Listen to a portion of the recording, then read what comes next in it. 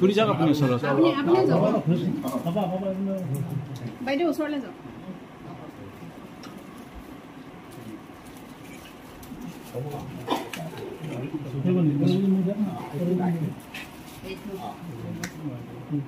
এইটো হ'ল চিন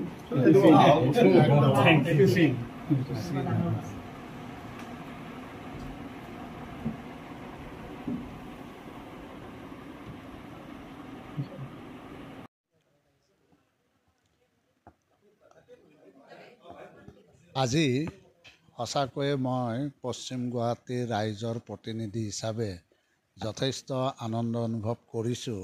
এইকাৰণে কৰিছোঁ যে পশ্চিম গুৱাহাটী সমষ্টিৰ দক্ষিণ গাঁৱৰ এই কাৰ্গিল পথতে আমাৰ এগৰাকী অতি মেধাৱী ল'ৰা আমাৰ অভিজ্ঞান হাজৰিকাই আমাৰ UPSCত 172তম স্থান লাভ কৰিবৰ কাৰণে সক্ষম হৈছে। গতিকে এইটো অকল আমাৰ সমষ্টিৰ বাবেই নহয়, গোটেই অসমৰ বাবে এটা গৌৰৱৰ কথা।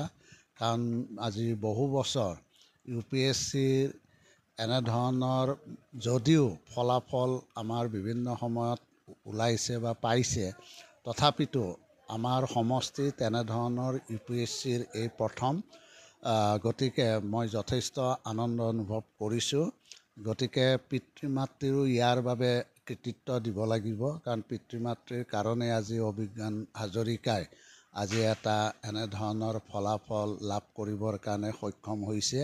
গতিকে মই পিতৃ মাতৃৰ লগতে আমাৰ অভিজ্ঞান হাজৰিকালৈকে মোৰ অন্তৰৰ পৰা আন্তৰিক অভিনন্দন জ্ঞাপন কৰিছোঁ।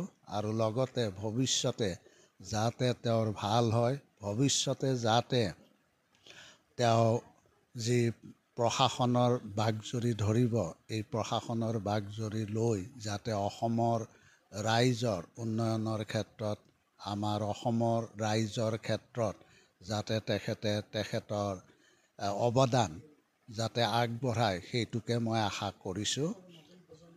নিশ্চয় নতুন প্ৰজন্মৰ আজি মই দেখিছোঁ যে আমি এই অঞ্চললৈ আহিছোঁ, আজি ৰাইজৰ যিটো উৎসাহ উদ্দীপনা, ৰাইজৰ যিটো আনন্দ আৰু বিশেষকৈ যুৱকসকলৰ যিটো আনন্দ, সেইটো সঁচাকৈয়ে আনন্দ অনুভৱ কৰিছোঁ। আৰু নতুন প্ৰজন্মই নিশ্চয় আজি অভিজ্ঞান হাজৰিকা UPSCত যি স্থান লাভ কৰিলে, এই ক্ষেত্ৰত আমাৰ যুৱকসকলেও নিশ্চয় আকৰ্ষিত হ'ব বা ইয়াৰ দ্বাৰা অনুপ্ৰাণিত হ'ব। আৰু অনুপ্ৰাণিত হৈ অনাগত দিনত নিশ্চয় আমাৰ এই অঞ্চলৰ পৰা বা সমষ্টিৰ পৰাও নিশ্চয় UPSCত এনেধৰণৰ স্থান লাভ কৰিব সক্ষম হ'ব বুলি মই নিশ্চয় আশা ৰাখিব পাৰোঁ। আজি মোৰ গৃহত ছাৰ আহি উপস্থিত হোৱাৰ কাৰণে যথেষ্ট সুখী অনুভৱ কৰিছোঁ আৰু যথেষ্ট ভাল লাগিছে, যথেষ্ট উৎসাহ পাইছোঁ। আৰু লগতে ইয়াত দুই দক্ষিণ গাঁৱৰ সকলো ৰাইজ বা ওচৰৰ বাকী ৰাইজ আহি উপস্থিত হৈছে, সকলোকে মই শ্ৰদ্ধা আৰু ধন্যবাদ জনাইছোঁ।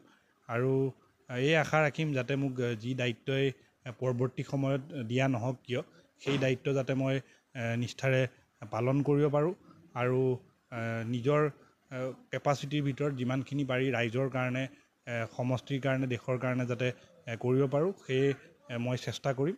আৰু মই আকৌ ছাৰ আৰু সকলোকে সেৱা আৰু ধন্যবাদ জ্ঞাপন কৰিছোঁ।